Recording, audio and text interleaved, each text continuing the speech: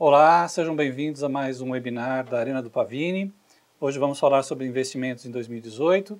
Meu convidado de hoje é o Guilherme Benites, ele é sócio da Aditus Consultoria, é uma empresa especializada em grandes investidores, presta serviços para fundos de pensão, para fundos de investimento.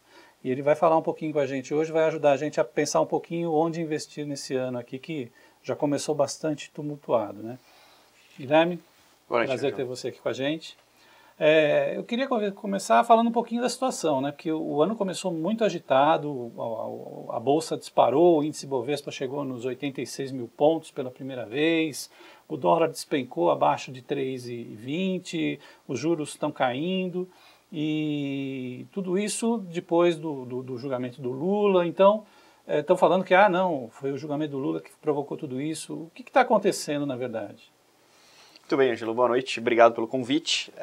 Bom, acho que, sem dúvida, e com todo respeito, né, o julgamento do Lula foi algo importante, mas não tem tanto poder para fazer o que aconteceu no mercado, Ângelo. O mercado está passando por um ciclo de liquidez muito grande. A gente percebe que o que está acontecendo no Brasil não é uma situação somente do Brasil. A gente tem visto isso, basta analisar os índices de bolsa de outros países. A gente percebe que está todo mundo apresentando uma rentabilidade muito boa. Então, com certeza, assim, o mercado brasileiro é sim influenciado pela política nacional, mas acho que a gente primeiro precisa pensar numa variável que é mais importante, que é justamente o que acontece lá fora. Tá?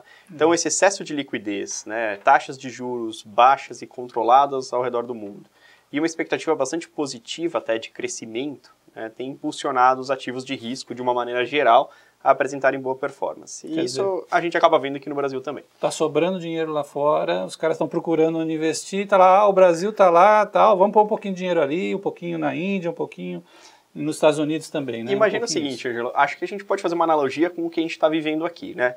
Não fosse a situação que a gente está vivendo hoje, provavelmente a gente estaria falando de algum outro tema no nosso webinar. Da mesma maneira que a gente está preocupado com taxas de juros baixas e está procurando alternativas, quando a gente olha para um investidor global, ele tem mais ou menos a mesma percepção. Ele olha para os Estados Unidos, vê taxa baixa, ele olha para a Europa, vê taxa baixa, ele olha para o Japão, ele não vê taxa. Né? Então, na prática, ele precisa encontrar alguns outros veículos que possam dar a ele a rentabilidade da qual ele precisa. Portanto, o Brasil, assim como outros países emergentes, acaba sendo um candidato bastante natural a receber esses recursos. E a questão o nosso mercado, por maior que seja, é um mercado que, perto do que tem lá fora, é um mercado muito pequeno. Então, a porta de entrada eu diria que é pequena, né? Então, quando entra muita gente, sem dúvida, a gente acaba sofrendo aqui as consequências, e dessa vez a consequência, felizmente, é positiva. Agora, isso também traz um risco grande, né? Porque do jeito que esse dinheiro veio também, você pode ter alguma coisa que leva ele embora, né? Não é uma velocidade. Aí está um ótimo ponto, Ângelo. Acho que é isso que o mercado passa o tempo inteiro pensando. Quando a gente pensa em investimento no Brasil, a gente sempre tenta separar isso em duas parcelas. Aquele dinheiro que vem para ficar, então é o dinheiro que vem para concessões, vem para compra de empresas, é um dinheiro de mais longo prazo. Isso está acontecendo. E tem aquele dinheiro que de repente vem para a Bolsa e que muito rapidamente pode sair. Como a gente já viu em outras situações, se a gente quiser traçar um paralelo, em 2013 a gente teve quase o inverso. O mundo inteiro imaginou que o mundo ia voltar para um modo de taxa de juros altas. E muita gente tirou o dinheiro daqui, né? Assim, para quem quiser recordar aí de casa, dá uma olhada em o que aconteceu no primeiro semestre de 2013. A bolsa foi muito mal, né? Até hoje a gente sofre reflexo disso, né? Por que a gente coloca isso? Bom, tem a preocupação de o investidor sair? Tem. Acho que talvez o que a gente está vendo diferente desse ano é que os anos passados sempre começaram com alguma preocupação. Ora é o Trump, ora é a China, né? Ora é a desaceleração na Europa. Esse ano tem sido um ano bastante curioso. Até agora, a gente olha lá para fora e mesmo os analistas lá de fora, eles não têm uma facilidade de apontar qual que é o próximo grande risco que a gente está correndo. Né? Então, todo mundo sabe que em algum momento isso acontece. Agora, a gente pode apostar que em algum momento isso vai acontecer e o momento demorar 2, 3 anos. Então, temos aí talvez um período de calmaria um pouco maior do que o que a gente está acostumado. Bom, então, em vista dessa situação que parece que ainda vai ficar boa por um bom tempo, como é que a gente pode, então, analisar os investimentos? Acho que a gente poderia, talvez, começar falando do mais básico de todos, a poupança, né? Como é que você vê a poupança nesse cenário de grande liquidez internacional, juros caindo? Como é que você acha que Que análise você faz por pequeno poupador? Tem muita gente, não mesmo grande, né? Tem muita gente que tem muito dinheiro na poupança, ninguém consegue entender por quê, mas tem muita gente que prefere pela simplicidade, ou a pessoa mais de idade, ou que acha se sente mais segura, né? Como é que fica a poupança nesse ambiente agora? Olha, eu diria que a minha resposta ela vai depender de dois fatores. O primeiro deles, e aí falando especificamente da poupança, Angelo, é o seguinte. A gente tem a velha poupança e a nova poupança, né? A nova poupança, ela tem uma regra que ela, digamos, guarda alguma relação com o nível de taxa de juros atual. A gente está num nível de taxa de juros muito baixo, né? Assim, em particular, a gente está no nível de taxa de juros mais baixo que a gente já teve no Brasil, estamos em 7% ao ano de Selic. E essa nova poupança está pagando muito pouco, né? Então, assim, eu enxergo a poupança como, no máximo, um dinheiro muito imediatista que você teria para deixar para usar, digamos, amanhã, depois ou daqui a 2 meses, né? Tem a vantagem, obviamente, da questão tributária, né? A poupança não paga o imposto de renda. Então, se você vai deixar o dinheiro em caixa, olhar a poupança ou olhar para um fundo DI, eventualmente vale fazer a comparação. Lembra que o fundo DI você tem o Selic de 7, mas o fundo cobra taxa, o fundo tipicamente não te entrega os mesmos 7, e além disso você é tributado. Que tem o governo paga 7 para o fundo, aí o banco pega a parte dele, que normalmente justamente o varejo cobra mais alto. Exatamente, né? Às vezes essa taxa ela é tão punitiva que faz com que o fundo não precisa nem fazer a conta do imposto. Às vezes o fundo sozinho ele já não vale a pena em relação à poupança. O banco já pega do 7, pega 2% ou 3% para ele, pronto, aí já sobrou 4% para o investidor. Então eu estou quase preferindo nesse sentido, eu quase prefiro a poupança, Angelo. Mas assim, eu realmente olharia esse dinheiro como um dinheiro muito imediato, que é um dinheiro que você vai precisar no curtíssimo prazo. Tá? Se você tem algum horizonte um pouco maior, aí eu acho que vale a pena considerar outras alternativas. Tá? No fundo, nunca dá para a gente pensar no investimento de uma forma isolada. Eu acho que para a gente, de fato, pensar, né, eu sou um investidor, como que eu pensaria no meu investimento? Né? É lógico que eu tenho alguns compromissos de curto prazo, eventualmente eu uso parte do meu salário para isso, eu uso algum dinheiro que eu sei que eu vou receber, um aluguel, alguma coisa que eu tenho aqui ou ali, mas, eventualmente, se eu tenho um compromisso de muito curto prazo, acho que a melhor coisa a fazer é você deixar esse dinheiro em caixa, porque é o único jeito que você quase que garante que não tem possibilidade de perda. Agora... Eu estava falando da poupança, quer dizer, a gente estava falando da poupança nova, da poupança só para lembrar. A poupança nova são os depósitos feitos a partir de 4 de maio de 2012. Então, todos os depósitos a partir de 4 de maio rendem 70% da taxa de juros do governo da Selic. Perfeito. Os depósitos feitos antes, até dia 3 de maio de 2012, eles seguem a regra antiga, eles não mudaram. Então, eles rendem 0,5% ao mês, né? Isso vai dar 6,17% ao ano, né? Líquidos, né? Inclusive, acho que é uma boa taxa, né? 0,5% ao ano. Olha, 0,5% ao mês, para quem estava acostumado lá atrás com aquele CDI de 1% ao mês, né? Infelizmente, eu já chamo a atenção, por exemplo, vejam o que vai acontecer no mês que vem. Aliás, né? Estamos em fevereiro já. O CDI está o mais baixo da história, a gente tem carnaval e o mês ainda é mais curto, né? Então, acostumem-se a ver CDI na casa de 0,42, 0,45. Hoje, 0,5% ao mês, por incrível que pareça, é uma taxa alta, especialmente se a gente pensar numa taxa que não tem a tributação que os títulos atrelados à CDI tipicamente têm. Porque hoje rende menos de meio e ainda tem o imposto de renda em cima de 20%, 15%. Né? Agora, também entendo que nem todo mundo tem todo o seu dinheiro na poupança investido lá atrás, né? Então, esse 70% hoje do CDI, de um CDI baixo, é 4,9%, ou seja, tá baixa, né? A taxa está bastante baixa. Mas ainda vale a pena, né? Quer dizer... dependendo do fundo, dependendo da condição que você tem no banco, eu acho que sim. Agora, é lógico que a gente vê muitos investidores se movendo para comprar diretamente CDBs, eventualmente produtos incentivados, ou mesmo o Tesouro Direto LFT, né? O Tesouro Selic, que teria uma rentabilidade equivalente. Então, essa é uma forma, por exemplo, de evitar a questão da taxa que o banco cobra, né? Mas a tributação, a menos que você vá para um produto incentivado, eu não vejo forma de evitar. Aí, falando então, você falou das opções de curto prazo, né? O que você tem são poupança e você tem também os fundos DI, né? Perfeito. Que acho que seriam que tem que tomar cuidado aí com a taxa de administração, né? Uma taxa de administração boa seria o quê? 0,5% ao ano? Acho difícil para o pequeno investidor conseguir alguma coisa muito abaixo de 1%, tá? Isso pelo que a gente tem visto aí no varejo. Tipicamente essas taxas variam aí ao redor de 1%. mas sempre dá para procurar, né? Hoje a gente, felizmente o investidor tem várias alternativas, várias plataformas de investimento também aí surgindo, que também pressionam, no final das contas, o varejo dos próprios bancos. Então essas taxas tendem aí no futuro a reduzir um pouco. E agora, então, você falou dos papéis incentivados, Perfeito. né? Foi uma grande euforia nos últimos anos, né? Principalmente a LCI, LCA, né? Todo mundo queria comprar. Depois passou um pouco essa fase, também as taxas diminuíram muito, né? Como é que você vê esses papéis agora com esse juro mais baixo? Eles se tornam mais atraentes? Sim, acho que a questão do imposto, né, até por ser em cima do nominal, ela é bastante pesada, né? Então a gente não paga imposto sobre o ganho real, que seria aquele ganho já tirado da inflação. A gente paga o imposto sobre o ganho cheio, né? Então é claro que assim, a gente fala muito aqui de taxa Selic, mas a gente nunca pode esquecer que quando a gente quer acumular recursos, não basta só olhar para a taxa Selic, a gente precisa olhar para a taxa Selic menos a inflação. Isso é importante, que é o que a gente chama de ganho real, tá?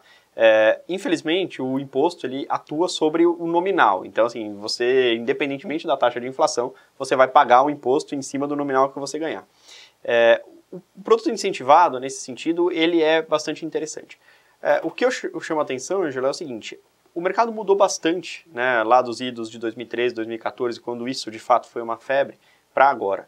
Naquela época a gente tinha muita LCI e LCA emitidas, tá? O próprio governo mudou algumas regras de concessão e acabou sendo muito difícil para os bancos emitirem esse título, pelo menos na voracidade que era emitida anteriormente.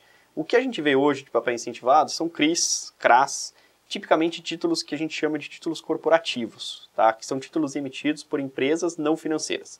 Então o banco emite LCI e LCA, empresas não financeiras emitem CRIs, CRAs, esses outros produtos. Tá? Isso a gente vê bastante, a gente acha que ainda vale a pena olhar, mas tem que lembrar o seguinte, né? Isso tem risco. Então, assim, é o risco de contraparte, o risco empresa, e o título corporativo, né, ao contrário do título bancário, o fundo garantidor de crédito, para o título bancário, tem suas limitações para as quais ele cobre eventuais problemas, eventuais perdas. Era isso que eu ia perguntar, porque a LCI e a LCA, como eles são emitidos pelo banco, ele tem garantia. A LCI é de crédito imobiliário, exato. A LCA é de crédito agronegócio. Mas eles são emitidos pelo banco, então tem a garantia do fundo de garantidor até 250 mil por CPF. Perfeitamente. Né? Agora o CRA e o CRI, que são parecidos, mas são emitidos pela própria empresa, né? Exatamente. A empresa que vai comprar, acho, o Burger King ou a Bayer também, né? Então ela emite um papel garantido por ela. Quer dizer, se tiver um problema com a empresa, dançou, né?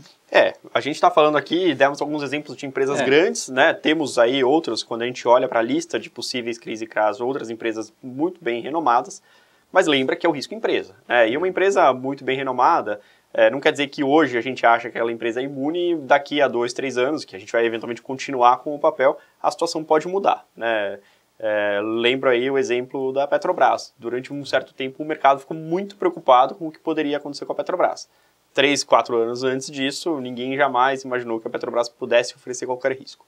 Hoje acho que a situação está muito tranquila, mas já passou por situações bem complicadas. E tem um problema também do CRI e do CRA, que eles têm prazo longo, né? Que são papéis de 5 até 10 anos, né? Aí você não tem como tirar o dinheiro antes, né? Se você precisar do dinheiro antes desses 10 anos, você até tem o mercado secundário. Até pode ser, então, Ângelo. O que acontece é que sempre o que a gente chama de mercado secundário é aquele mercado que você negocia algum título que já foi emitido há muito tempo. É o investidor que já comprou, né? E está passando para outro investidor. Né? Eu comprei o CRI, né? Quando, digamos, o seu exemplo, quando a Burger King emitiu um CRI, eu gostei da ideia, comprei e agora eu preciso me desfazer. Então eu vou tentar vender para você mesmo, Ângelo. Olha, assim, esse mercado às vezes existe, às vezes não existe. Mas esse mercado é meio parecido com o mercado, por exemplo, de carro usado, né? Então existem carros que desvalorizam um pouco, existem carros que desvalorizam muito. E depende do momento, né? Então, se, por exemplo, hoje, de repente, alguma empresa que eu comprei lá atrás não está na sua melhor forma, você pode até me comprar o CRI, mas você eventualmente vai querer um prêmio para isso e eu vou sair, de repente, perdendo dinheiro em relação àquilo que eu tinha comprado. Então tem esse problema da liquidez, você tem que pensar bem, usar aquele dinheiro mesmo de longo prazo para não perder depois. Né? Perfeito, Angelo. Acho que é um bom ponto para a gente considerar. E o Tesouro Direto, os títulos públicos, como é que ficam nessa nova fase de juros juros baixos aí? Tem título ainda gordinho. Tem títulos muito gordinhos ainda. A gente particularmente gosta muito dessa ferramenta. O Tesouro Direto é uma ferramenta muito acessível. Muitas corretoras oferecem acesso direto ao Tesouro Direto, muito fácil de comprar. Mas acho que sim, a gente precisa estabelecer aqui a principal diferença entre eles, né? A gente tem o Tesouro Selic, que é o que a gente costumava lá atrás chamar de LFT, as letras financeiras do Tesouro, que, como o próprio nome diz, eles são atrelados à Selic. Então, é risco tesouro, mas de qualquer forma, o mesmo raciocínio que a gente fez para um fundo DI, que também compra Selic, ou que a gente fez para um CDB, que também paga CDI ou Selic, a gente não tem hoje uma taxa tão atrativa nesses títulos. Se ao contrário, né, você é um investidor que tem mais prazo para se organizar, e eu acho que isso é fundamental para qualquer investidor.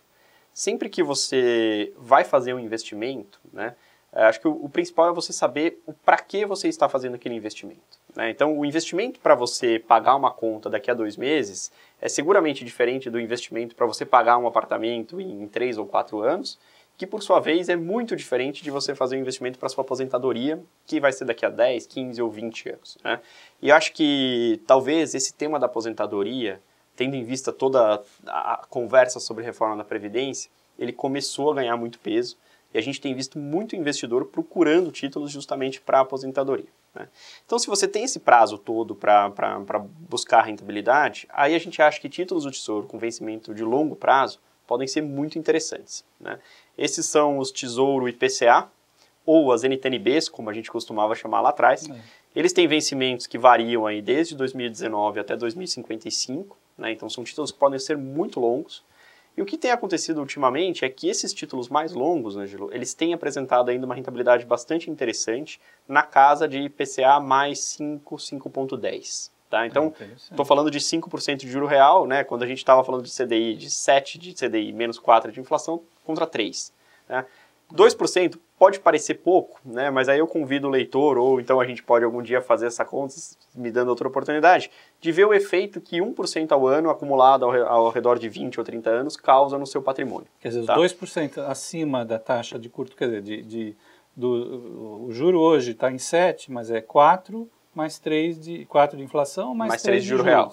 E a NTN está te pagando inflação de 4 mais 5, que seria 9, então, né? Muito mais. Então, desses 7 para 9, 2% reais, daqui 20, 30 anos, dá uma diferença enorme. Faz uma diferença brutal. Eu não fiz essa conta antes, mas a gente, assim, eu estimo que isso aí deve dar alguma coisa na casa de 50%. É muito significativo, tá? Então, se você tem um pouco mais de tempo, tá? Eu recomendo fortemente que a gente busque investimentos de mais longo prazo, tá? Esses investimentos, naturalmente, né, como bolsa, a gente vai chegar lá, eles chacoalham, daqui até lá você pode em algum momento achar que você está rico, em algum momento você achar que você está pobre. Mas na prática, o importante é o seguinte, se você estabelecer o seu objetivo, o objetivo tem que ser cumprido. Então, estabeleci um caminho, né? Gosto muito de fazer uma analogia, por exemplo, com a viagem de avião. Vamos dizer que a gente decida ir para o Rio de Janeiro. O piloto que vai para o Rio de Janeiro, né, ele tem um plano muito claro. Ele tem que sair de São Paulo, pousar no Rio de Janeiro, né?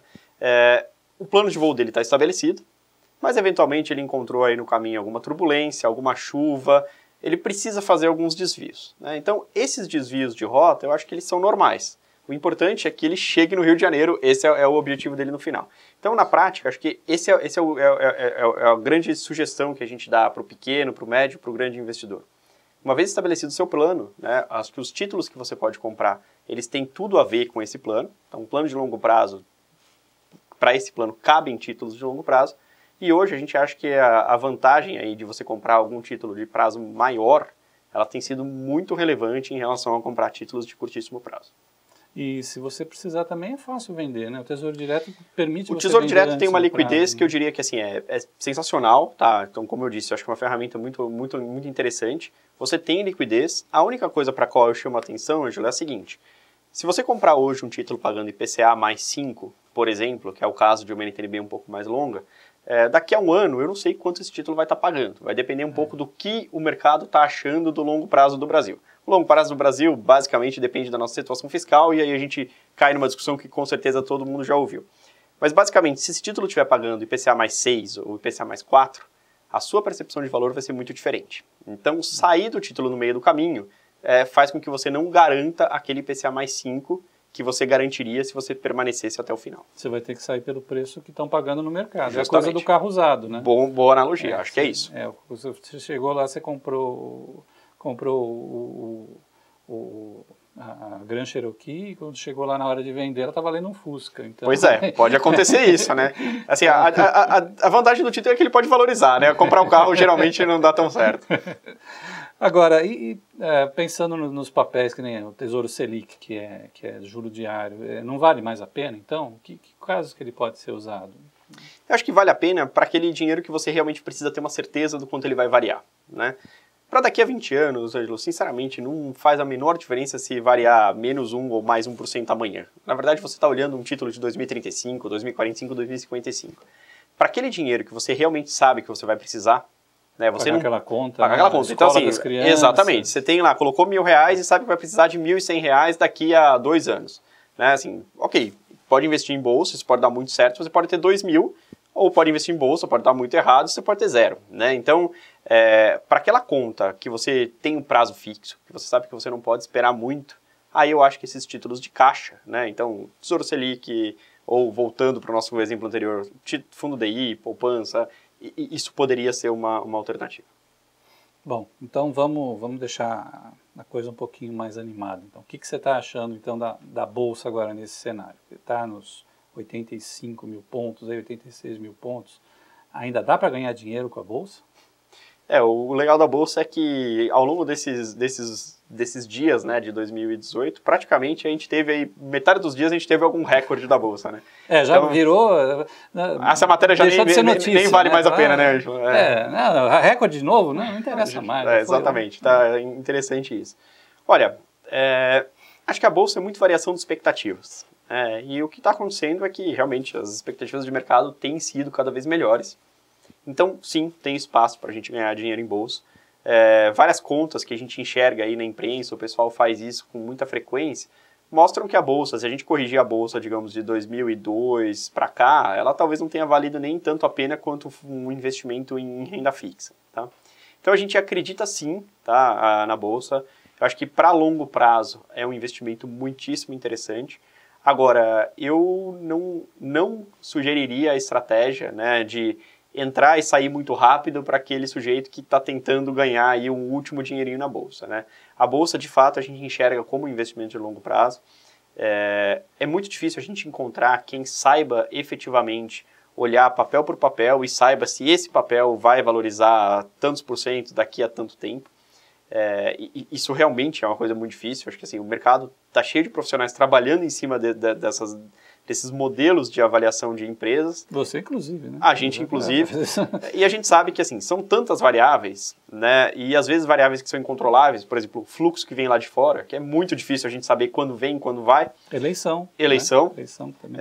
Então, assim, são coisas que a gente não acredita efetivamente nesse tipo de apostas muito pontuais. Elas podem dar certo. Os últimos 2 anos, na verdade, quase qualquer aposta deu, né? Assim, realmente foram 2 anos de mercado sensacional. Agora, se a gente pegar um período de tempo um pouco mais longo, né, a vida não foi tão fácil assim. Então, a gente acredita que a Bolsa, de fato, vale a pena quando você tem um horizonte de mais longo prazo. Para um horizonte de mais longo prazo, eu diria que a Bolsa não está cara. Eu acho que ainda tem muita oportunidade, especialmente em empresas que vão se beneficiar de uma melhora no cenário doméstico. Né? Até agora a gente já teve Vale foi muito bem por conta de China, Petrobras foi muito bem por conta de petróleo, de melhora da própria empresa. Agora, a gente ainda tem uma situação em que o Brasil está passando por um reinício, né, de ciclo, a gente está retomando o crescimento, a previsão de crescimento é positiva, a gente tem uma situação em que o desemprego tem diminuído, e isso tudo, taxa de juros baixa, isso tudo facilita consumo, facilita investimento em economia doméstica. Então, assim, existem alguns temas que eu ainda acho que são muito interessantes para esse ano, tá? E que justificam aí uma opinião bastante positiva em relação à Bolsa. Você acha que tem algum setor que deve ter mais um desempenho melhor? Porque você está pensando que a economia brasileira pode voltar a crescer 3%, 4% ao Sim. ano, né? Quer dizer, o lucro das empresas vai aumentar, né? Sem dúvida. Teria alguns setores que seriam mais beneficiados nesse cenário? Essa tese já foi uma tese que foi bastante debatida o ano passado, e ela acabou, digamos, sendo muito positiva para setores relacionados a consumo. né? Então, se a gente olhar, o setor de consumo ano passado foi muito bem. A gente ainda acha que esses setores têm espaço, né? Se a gente olhar só o ano passado, esse setor foi um setor que foi, por exemplo, muito melhor do que a própria Bolsa, como um todo. Agora, se a gente olhar nos últimos 3 anos, isso não é verdade. Esse setor ainda está atrás da Bolsa. Então, a gente acha que esses setores mais relacionados à economia local, eles ainda têm bastante a oferecer, tá? Justamente porque a gente projeta uma melhora, mas talvez a gente esteja bem no início dela.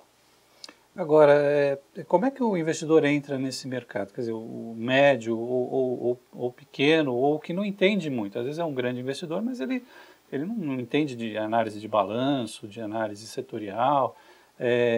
Como é que ele pode participar dessa festa, desse aumento da lucratividade das empresas aí? Boa pergunta, Ângelo. Como a gente viu, né, eu acho que eu já falei isso, mas não custa reforçar. Os últimos 2, 3 anos, né, para quem comprou papel direto, né, escolheu uma empresa qualquer, comprou aquela empresa, tipicamente teve uma rentabilidade bastante positiva, né? Claro que depende da empresa, foi um pouco mais, um pouco menos, mas o fato é que foi muito bom. Mas se a gente olhar o todo, foi muito bom, né? Então a Bolsa chegou a algo como 37, 38 mil pontos em janeiro de 2016 e agora a gente está falando de uma Bolsa de 86 mil pontos. É muito mais do que dobrou, né? Então eu acho que as estratégias, digamos, acertar nesse contexto fica um pouco mais fácil. No momento em que a gente vê que os prêmios estão mais apertados, que é o momento atual, né? Então, já subiu bastante. Já subiu bastante. Então, assim, tem para ganhar? Tem, mas parece que já não está mais tão óbvio assim, né? Não então, é uma barbada que nem estava antes. Pois é, então, assim, bom, antes a gente realmente veio de um cenário muito depreciado, né? Então, no momento em que a gente vê muito risco, né, o que a gente acha mais prudente? É diversificar. Na realidade, né, a teoria de mercado e a prática de mercado também mostram o seguinte: quando você tem um ambiente que está muito arriscado, né, ou você decide correr o risco e vai em frente de uma vez, ou então você decide ampliar um pouco o seu escopo. O que a gente acha é que uma estratégia que consista de 1, 2 ou 3 papéis é uma estratégia excessivamente arriscada para o ambiente em que a gente está hoje, tá? Quando você olhar depois no composto da estratégia, e eu estimulo isso, quem investe, né, eu acho muito importante acompanhar o quanto ganhou, e não acompanhar só o quanto ganhou em termos reais, assim, faz isso relativo a algum benchmark, né, olha o Ibovespa, um parâmetro de rentabilidade, eu acho interessante. Então, acho que talvez a forma mais segura para quem não sabe ler balanço, ou para quem de repente não confia em quem deu a dica daquele papel que vai ser o próximo papel a subir na bolsa, eu acho que o mais interessante é procurar um gestor profissional que ofereça, né, um portfólio bastante diversificado. Hoje, se você olhar nos bancos ou nas plataformas de uma forma geral, você vai encontrar gestores que operam entre 20, 25, 30 papéis, né, uma carteira pulverizada, eventualmente vão ter um desempenho que não vai ser o melhor de todos, mas também não correm o risco de ser o pior de todos, tá? Então, para uma estratégia de longo prazo e que seja, digamos, adequada em termos de risco, a gente acha que a melhor estratégia ainda é você diversificar o seu portfólio, e diversificar o portfólio para o pequeno investidor, geralmente faz mais sentido você procurar um fundo que possa fazer isso. E na questão do dólar, como é que você vê aí a tendência? O dólar é o famoso castigo dos economistas, né? É verdade. Ninguém, quando o cara fala que sabe, é quando dá errado. Mas o que você acha que é, por exemplo, pessoa que está vendo aí a eleição, acha melhor comprar um pouco de dólar para se proteger? Como é que você vê a tendência? Porque caiu bastante, né? De repente pode ser uma oportunidade. Vamos pensar de novo em curto prazo e em longo prazo? Eu acho que assim, a gente tem sempre a situação daquele amigo nosso que vai viajar e pergunta se ele já compra dólar ou não, né? Minha sugestão para ele, compra, tá? O mercado não enxerga que o dólar possa cair muito mais, tá? Na prática, digamos que a gente continua vendo fluxo positivo para o Brasil, tá? Isso ajuda o dólar a se depreciar frente ao real, mas talvez a gente não tenha mais tanto espaço. Digamos que o dólar saia dos 3,17, 3,18 atuais para alguma coisa na casa de 3. Ok, seria muito melhor você viajar com o dólar a 3 do que com o dólar a 3,18. Por outro lado, né, o que acontece é que normalmente os estresses eles levam o dólar muito para cima de forma muito rápida, né? Então, alguma mudança de humor, alguma questão eleitoral que possa pesar um pouco, leva esse dólar muito rapidamente de 3,20 para 3,40, 3,50. Tá? Então, na prática, o que a gente vê é que assim, a gente não espera que o dólar vá se valorizar frente ao real, mas a gente também não espera que a desvalorização seja muito forte, né? O ano passado o dólar foi para todos os lados, e quando a gente olha desde o começo do ano para o final do ano, o dólar subiu 2% em relação ao real. Quase não aconteceu nada. Tá? Então, na prática, a gente espera um ano meio parecido com isso. Tá? Acho que o dólar não tem mais muito para cair. E também, assim, tendo em vista o cenário positivo, a gente não vê um dólar tão mais alto. Mas como você que vai viajar tem, digamos, muito mais downside se o dólar vai para cima do que muito mais upside com uma quedinha de mais 5, 6 centavos no dólar, eu acho que é mais negócio já se garantir agora. Ou se não tem nada de investimento no exterior, ter uma parcelinha para diversificar. Vale a pena. E acho que vale a pena desde já. Tá? Acho que de novo, né? Não vamos ser preciosistas, né? O dólar a 3,18, 3,14 ou 3,15 não é isso que num prazo um pouco mais longo vai determinar o sucesso ou o fracasso do seu investimento. De repente, você teria opções aí para quem pensa em investir em dólar, que não é só comprar moeda também, né? De repente, um fundo no exterior ou um papel de uma empresa estrangeira, talvez, né? Excelente ponto. Fundos no exterior são fundos que já têm sido muito vendidos aqui no Brasil, distribuídos em algumas plataformas, ou mesmo fundos dolarizados. Vários bancos oferecem, né, na sua grade aí de investimento, fundos que correm o risco câmbio, mas tem algum outro ativo embaixo. Somente fundos cambiais, a menos que você tenha realmente uma crença de que o dólar vai valorizar muito, que hoje não é a crença do mercado, fundos cambiais eu acho que talvez não seja uma melhor pedida. Mas na prática, se você tem um fundo que investe em bolsa nos Estados Unidos ou bolsa na Europa e que também tem exposição cambial, acho que pode ser um bom diversificador para o seu portfólio. Falando nisso, você tem também a opção dos multimercados, né? Como é que você vê essa alternativa para o investidor? Eu acho ótima, porque na prática você quase como se estivesse delegando, né, a um investidor profissional essa história de eventualmente estar em bolsa, eventualmente estar em câmbio, ou ficar em câmbio durante 2, 3 dias e depois sair. Tá? Então, eu acho que esses fundos têm apresentado um resultado bastante interessante nos últimos anos. Tá? Existem gestores muito bons nesse mercado, acho que a gente consegue encontrar bons gestores. Talvez o único alerta que eu faça nesse caso é o seguinte: para quem for olhar a performance desses fundos nos últimos, principalmente 2 anos, olha com algum cuidado, porque o que vocês vão ver é o seguinte: quase todo mês o fundo batendo CDI, e no acumulado, em geral, esse fundo deu 3, 4, 5 pontos a mais do que o CDI acumulado. Tá? Foram 2 anos muito bons, como a gente já comentou, Ângelo, e 2 anos de CDI muito alto. Esses fundos, tipicamente, são fundos mais caros, eles cobram uma taxa de administração compatível com a especialização da gestão, mas mais caras do que fundos passivos. Tá? E a gente está entrando num mercado um pouco mais complicado. Tá? Então, acho que podemos dar uma chance para os multimercados? Sem dúvida, né? O pessoal de lá é muito competente.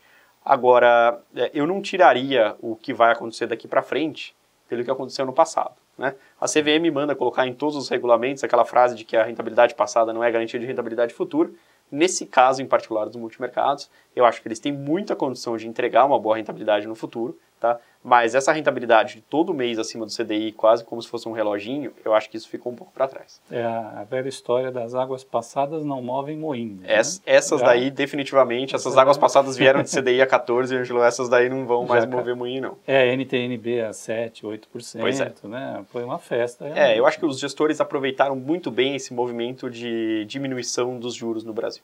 Então agora é outra fase, tem que tomar E a gente vai ter que descobrir, né, qual que é exatamente o grande tema de investimento dessa outra fase. Acho que os gestores têm condição de fazer isso, né? Mas não me parece que vai ser tão claro quanto foi até agora. Bom, e a parte que o brasileiro adora, né, a parte de imóveis, né? Tem gente falando que é um momento bom para comprar casa, para investir em imóveis.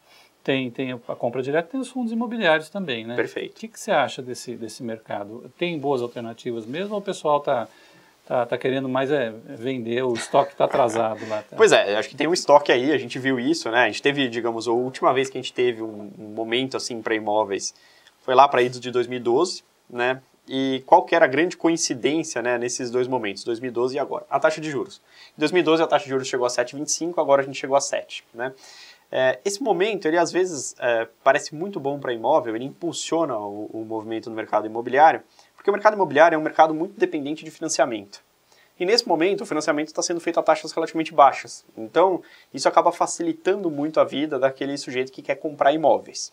Então, a procura aumenta, a lei da oferta e da demanda, da demanda e oferta, ela funciona perfeitamente no mercado brasileiro e os preços, em geral, tendem a subir. Tá? Eu tenho, digamos, alguma preocupação em comprar imóveis de forma direta. Acho que isso tem que ser objeto de uma análise bastante criteriosa. Por quê? Você tem custos inerentes a isso. Então, tem custo de manutenção, custo de IPTU, todos os custos de transação que você teria. E, normalmente, o que a gente tem visto é que o aluguel não está com uma taxa tão interessante assim. O que a gente tem visto são aluguéis entre 0,2 e 0,3 ao mês, que, para a gente fazer uma comparação, é menos que a poupança, é menos que o CDI. Né? Então, para esse imóvel valer a pena, você tem que contar com o aluguel e mais com uma valorização do imóvel. Tá? Acho que tem que fazer bastante conta antes de comprar imóvel. É caro, é um investimento caro, é um investimento trabalhoso. O fundo imobiliário é como se você investisse num imóvel, mas num condomínio. Né? Então, de certa forma, o fundo está lá, compra o imóvel para você e ele vai explorar ou, eventualmente, alguma construção de imóvel ou talvez a renda. Então, acho uma alternativa interessante. É uma alternativa que é mais líquida, porque hoje a liquidez do imóvel é o que me preocupa. Então, você comprou um terreno. Né? Você tem certeza absoluta de que você tem R$200 mil porque você comprou um terreno. Agora, se você precisar vender esse terreno de uma maneira muito rápida, talvez esses R$200 mil virem 150, 120 ou nem virem nada, porque é muito difícil vender. O fundo imobiliário ele tem a vantagem de que é negociado em bolsa. Então, de alguma maneira, você consegue obter alguma liquidez para ele. É claro que você também pode ter um prêmio de liquidez, mas de qualquer forma, acho que é um pouco mais simples do que os fundos multimercados. Lembro também que para a pessoa física a gente ainda tem a vantagem da questão tributária, de novo. Tá? Então, acho que esse é um ponto que também deve ser levado em consideração. Porque ele é isento, né? Pois é. É isento para a pessoa física. Exatamente. Né? Então, acho que assim, é mais um ponto que conta a favor dele. Tá?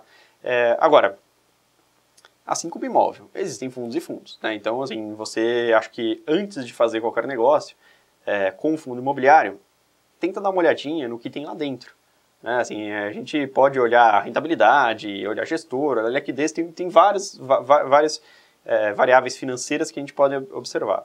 Agora, se o fundo compra um imóvel numa região que você conhece e sabe que aquela região está passando por dificuldades, né, isso pode dificultar um pouco a vida do fundo. Então, acho que dá uma olhada no que tem embaixo, qual o propósito do fundo, se é para desenvolvimento ou se é para renda, acho que isso é muito interessante. É bom você saber direitinho o que você está comprando. Bom, só lembrando para o pessoal que está acompanhando a gente, podem mandar perguntas, tá? A gente está conversando bastante aqui, mas também vamos responder as perguntas de vocês. Então, quem tiver dúvidas, sugestões, quiser saber algum assunto específico, pode escrever para a gente, tá? Então, aqui à disposição. Bom, agora, pensando um pouquinho de uma forma mais estratégica, o investidor está lá pensando agora o que fazer com o dinheiro. O que você sugeriria para o curto, médio e longo prazo, para essa pessoa que está hoje com dinheiro para investir? Perfeito. Bom, acho que essa é uma pergunta que nos permite resumir bem aquilo que a gente discutiu até agora. No curto prazo, né, eu não teria muita dúvida em avaliar investimentos mais conservadores e eventualmente atrelados mesmo à taxa de juros. Mesmo que a gente não tenha tanto retorno, a gente também tem pouquíssimo risco atrelado a isso. Tá? Então, o risco de curto prazo é um risco que a gente, de fato, talvez não deva, para um investimento de curto prazo, a gente não deva correr. Para o investimento mais de médio e longo prazo, eu convido todo mundo mesmo a pensar quais são os seus objetivos. Né? A ideia é você usar esse dinheiro daqui a 5 anos, a ideia, de repente, é você deixar esse dinheiro para o seu filho quando ele entrar na faculdade, a ideia é você pensar na sua aposentadoria. Né? Então, antes de qualquer coisa, vamos estabelecer exatamente qual que é o propósito desse investimento. Uma vez estabelecido o propósito desse investimento, né, tudo aquilo que você for comprar tem relação com esse propósito. E aí é interessante, porque aí a gente consegue fazer uma regra até bastante simples, né, que é a seguinte: quanto mais você puder ser longo prazo, mais risco você pode colocar na carteira. Tá? Então, acho que essa regra é uma regra que sempre vai valer, e eu acho que ela funciona muito bem, tá? Porque você tem tempo para esperar. Então, acho que se você quer investir em bolsa, se você quer investir em títulos públicos de longo prazo, isso sempre é interessante compor uma parte da carteira. Mas a parte da carteira ela é tanto maior à medida que você tiver mais tempo para ter que usar esse investimento. E que opções que você teria, então? Curto prazo seria o quê? Seria Tesouro Direto Selic? Tesouro Direto Selic. Eventualmente alguma coisa de poupança, dependendo se você não conseguir nada melhor nos fundos. Tá? Um fundo DI que um fundo DI tem uma taxa mais baixa. Mais baixa, né? exatamente. Médio prazo, aí um fundo de renda fixa, talvez. Aí a gente já pode começar a pensar num fundo multimercado, né? A gente já pode começar a pensar num fundo imobiliário, né? Para renda, prazo principalmente. De 2 anos. 2, 3 anos, 2, acho 3 que anos, sim. né? E o longo prazo, aí você teria as NTNs-B, né? O Tesouro IPCA, acho que assim, hoje ainda acho que é algo muito interessante, porque te garante uma rentabilidade boa com um risco governo, tá? Então acho que é um risco bastante controlado. E bolsa. Bolsa, sem dúvida, para carteiras de mais longo prazo, acho que ainda é um ativo muito interessante. Com aquela opção, ou fundo, né, se você não ou fundo, né, ou eventualmente, se você tem uma carteira maior, assim, aí sim, ou tem alguma empresa da qual você goste muito, trabalhe nela, eventualmente aí acho que talvez ter um ou outro papel pode ser interessante também. Eu lembro de escolher papel, escolher empresa, o pessoal que comprou Petrobras e Vale nos últimos anos, né, porque às vezes você encontra o taxista, né, o vizinho, o amigo, né, fala de ações e fala, mas eu tenho aquelas Petrobras lá ainda, né? Acho que muita gente lembra da Petrobras, né, por conta da história lá do FGTS. Teve muita gente que transferiu, né, o rendimento para a Petrobras. Enfim, Mas ainda está ganhando. Eu acho que, assim, o problema foi o seguinte, foi o sofrimento que foi nesse período inteiro, Exatamente. Né? Mas, de qualquer forma, assim, essa é a vida de quem investe em ações, né? Assim, você não pode imaginar que 2016 e 2017 vão acontecer de novo todos os anos. Então, vai ter ano que a gente vai passar aí por alguns problemas. Mas, enfim, como é um investimento de longo prazo, eventualmente ficam 2 anos ruins, 3 bons, a coisa se compensa lá na frente. Bom, vamos começar aí com umas perguntas aí do público. Nós temos uma pergunta aqui que fala de ações, né? É um leitor perguntando sobre um possível IPO aí, falando, ouvi dizer que uma rede de lojas, a ReHap, vai fazer uma abertura de capital, será que vale a pena comprar, né? Como é que você vê essa coisa comprar ações em IPO? Porque a ReHap em si a gente não sabe dizer como é que vai ser, mas... É difícil, né? Acho que a gente está falando de um setor de consumo, né? É um setor que a gente mesmo já colocou como um bom setor. O problema aí está no seguinte, né? Assim, existem muitos bons investimentos. O problema é só saber qual o preço que a gente vai pagar por eles, né? O IPO, ele sempre traz essa dúvida, né? É claro que, assim, tanto o vendedor como os bancos que o estão auxiliando, eles vão tentar fazer a venda a um melhor preço possível. O que é natural, exatamente. Enfeitar a noiva faz parte do trabalho deles, né? O IPO, ele sempre é um pouco complicado, porque a gente tem pouco dado sobre aquela empresa, né? Quando a gente vai olhar uma empresa que já está no mercado há mais tempo, você tem mais facilidade para saber como ela se comportou em crises. O IPO, você tem um pouco de dúvida, né? Então, tipicamente, aí, o IPO você deveria talvez considerar um prêmio aí de incerteza sobre o que vai acontecer. Acho que isso vale para o caso que o nosso ouvinte aí perguntou, e isso provavelmente vai valer para vários outros casos, né? Esse ano, esperem talvez não só esse aí, mas acho que deve ter bastante IPO vindo por aí. Várias empresas aí que já estão ensaiando há bastante tempo e estavam esperando um momento bom de mercado, e aí estamos, né? Tem um momento ótimo de mercado. Então, acho que deve haver alguns IPOs. Agora, já houve um momento, né? Principalmente lá talvez no final da década passada, em que a IPO era sinônimo de ganhar 25% no dia e sair, tá? Sim, foi uma loucura. Acho que foi uma loucura. Passou, tá, gente? Acho que o mercado já acostumou com isso. Hoje, acho que os IPOs muita gente tem subido na estreia, mas não são prêmios tão grandes quanto os que a gente viu lá atrás, tá?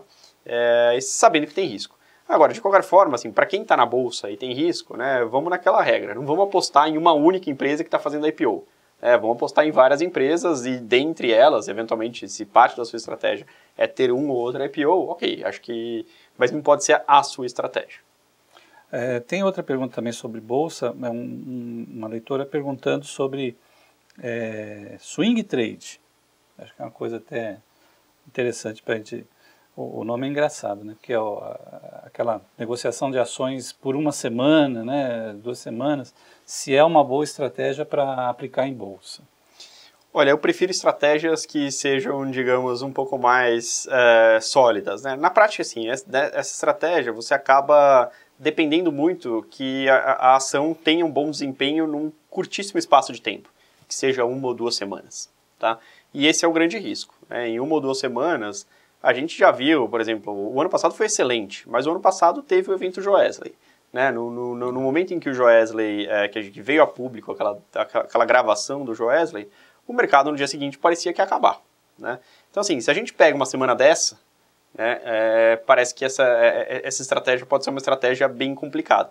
E como é uma estratégia que tem fim, você depois não tem, eventualmente, a possibilidade de esperar e recuperar. Então, assim, eu prefiro, na bolsa, né, dado que é uma estratégia de longo prazo, eu prefiro também que a gente opere visando a um prazo um pouquinho maior.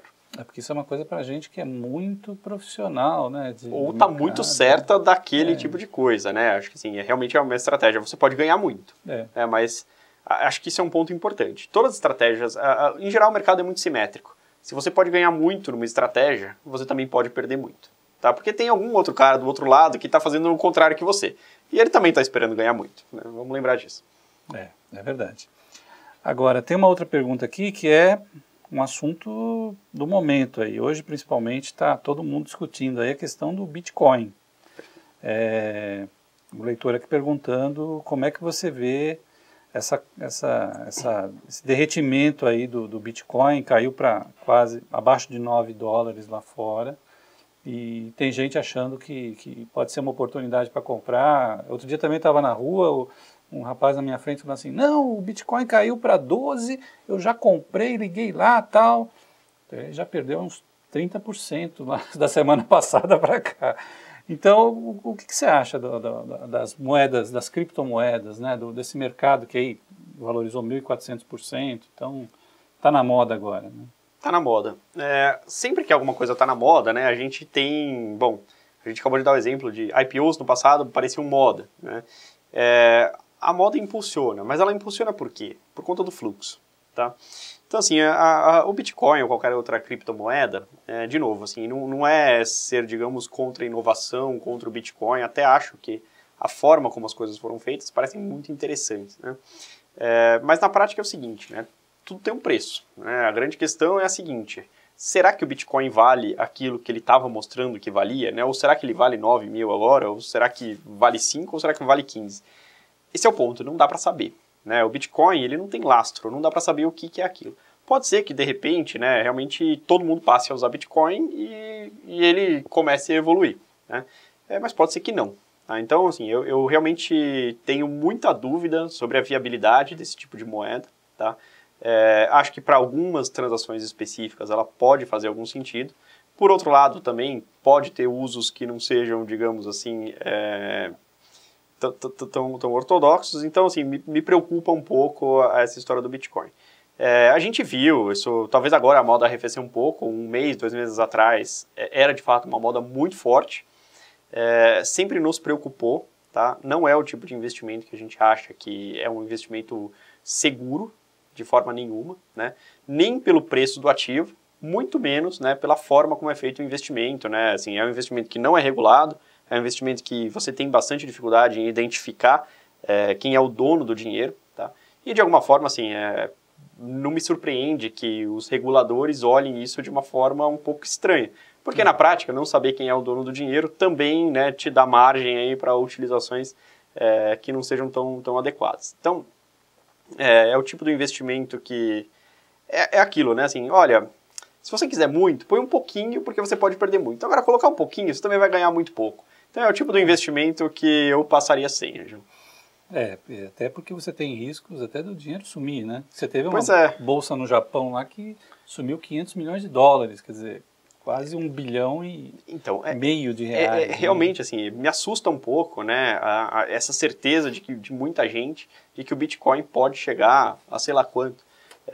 Na prática, assim, qual é o fundamento por trás disso, tá? A gente não consegue entender, tá? É lógico, assim, eu não tenho dúvida de que quem tem essa teoria, ele tem um fundamento para explicar, tá? A única coisa é que a gente não consegue, de fato, acreditar ou concordar com essa tese. Agora, existe uma linha que defende que as criptomoedas têm um espaço importante, que você tem empresas que podem lançar e se financiar com essas criptomoedas, né? Aí você acha que pode ser aí pode surgir um mercado interessante? Pode surgir, Ângelo, assim, como eu disse, né, assim, nada contra a inovação, né, e na prática, assim, o que a gente mais viu nos últimos anos foi inovação e assim, principalmente desse território que vem da internet, né. Eu lembro muito bem aí no começo dos anos 2000, eu estava na faculdade, eu me formei em matemática, estava muito perto lá do pessoal da computação, né. Eu lembro naquela época de uma quantidade enorme de redes sociais, né. No final das contas, acho que quem mais se firmou nessa história inteira foi o Facebook, né.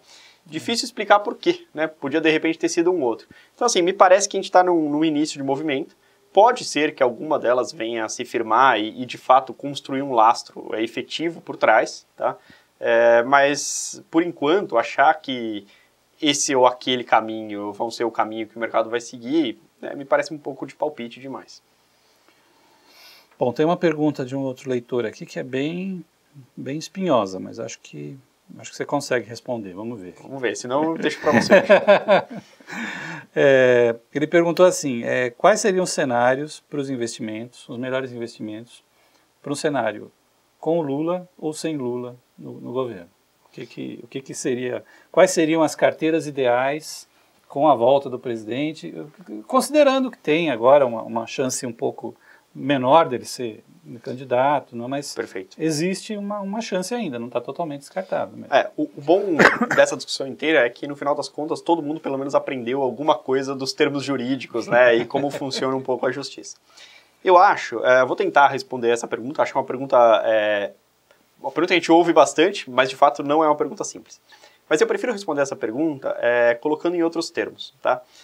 Eu não sei se na prática, o que a gente deveria avaliar de verdade é o Lula como presidente ou o não Lula como presidente, tá? E deixando claro aqui que, digamos, aí a opinião de cada um não é, digamos, muito relevante para esse cenário. Na prática, o que eu vejo é o seguinte, o que o mercado espera não é o Lula, o Bolsonaro, o Luciano Huck ou o Alckmin, né? Eu vejo o mercado muito mais preocupado, não com o nome, né, que vai se consolidar como candidato a presidente, mas muito mais com a linha que esse presidente vai adotar no campo econômico, tá? Então, a gente já viu, por exemplo, no passado, o Lula, quando ele assumiu o governo, ele tinha o Palocci como ministro da Fazenda e o Meirelles como presidente do Banco Central. Veja, naquele momento, né, assim, em 2002, quando aconteceu a eleição do Lula, também havia um monte de gente no mercado prevendo o apocalipse quando o Lula fosse eleito. E a situação foi completamente ao contrário. Então, na prática, eu acho que, e principalmente o Lula, que é uma pessoa que já demonstrou, assim, muito tato em todas as decisões que tomou enquanto estava no governo, eu acho que saberia enxergar esse lado, né? Então, o mercado hoje está preocupado com qual vai ser a linha econômica. Susto, quer dizer, fazendo uma coisa assim, a coisa não é tão feia quanto se pinta, então, né? Quer dizer, não sei, eu não sei quem vai ser a linha econômica dele. Esse é o grande ponto. Então, assim, mas eu também não sei. Não é certo que vai ser aquele desastre. Pois é, então a gente teria que esperar um pouco. Eu acho que o momento ainda está, digamos, a gente ainda está num momento muito anterior à consolidação da discussão sobre a questão eleitoral. Porque se a gente simplesmente, né, identificasse o Lula com um pensamento econômico muito distinto do pensamento que está aí, bom, ok, talvez fosse então só o Lula o problema. Mas não é bem assim, né? A gente não sabe exatamente qual vai ser a linha que o Lula vai adotar, a gente não sabe qual é a linha que o Bolsonaro vai adotar, a gente não sabe qual é a linha que o eventual candidato, que já disse que não vai ser o Luciano Huck, adotaria. Ou um não candidato. Um não candidato. Ou a linha que o Alckmin adotaria, ou a Marina, ou, enfim, hoje já foi divulgada uma pesquisa, tem vários nomes lá. A grande questão aí, que eu acho que paira mais sobre o mercado, é qual é a linha que cada um desses sujeitos vai adotar na parte econômica. Então, para responder a pergunta do nosso participante, eu acho que seria mais conveniente a gente olhar de duas maneiras.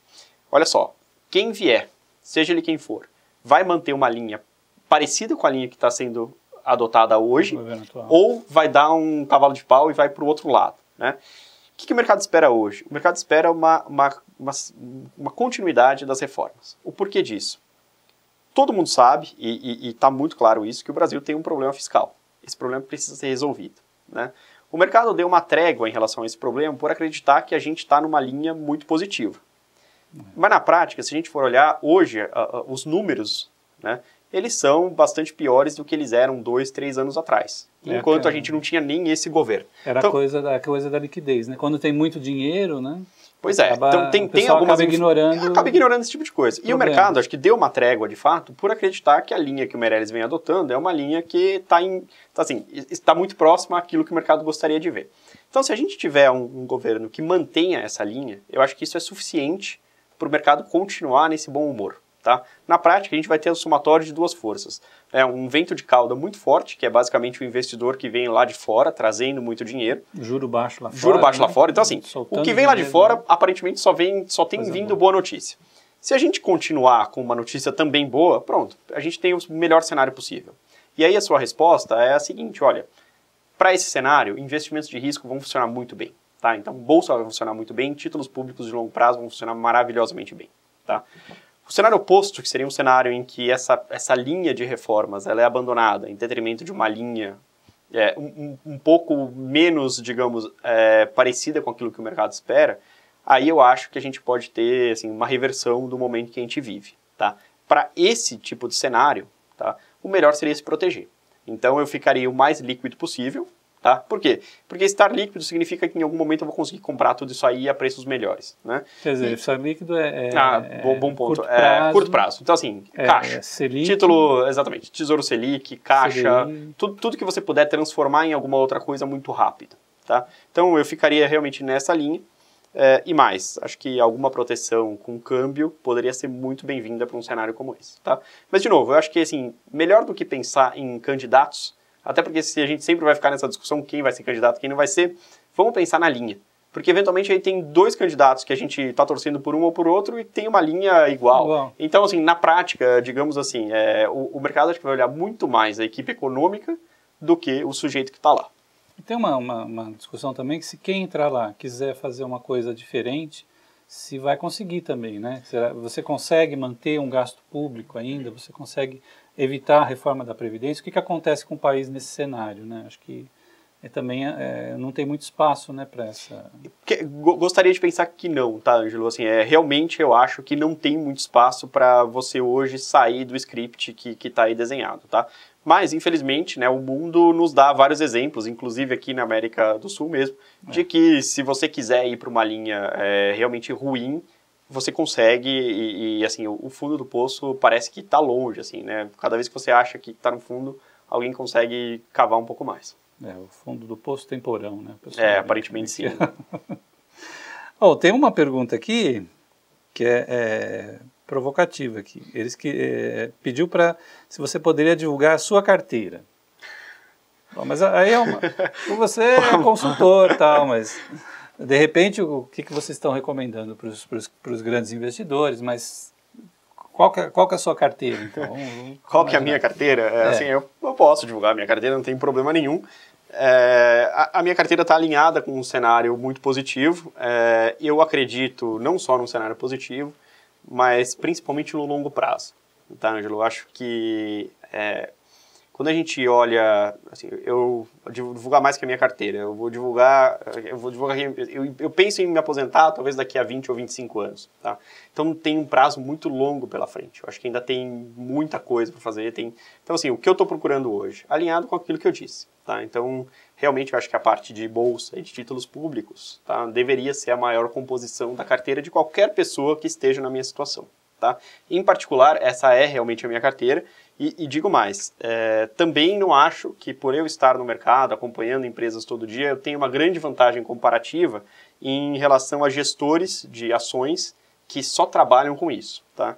Então, não só eu compro títulos de longo prazo, como eu também compro fundos de ações, tá? Assim, não compro papel direto, deixo o pessoal lá trabalhar por mim e estou muito satisfeito em pagar a taxa de administração para eles. Eles com certeza fazem melhor do que eu essa escolha.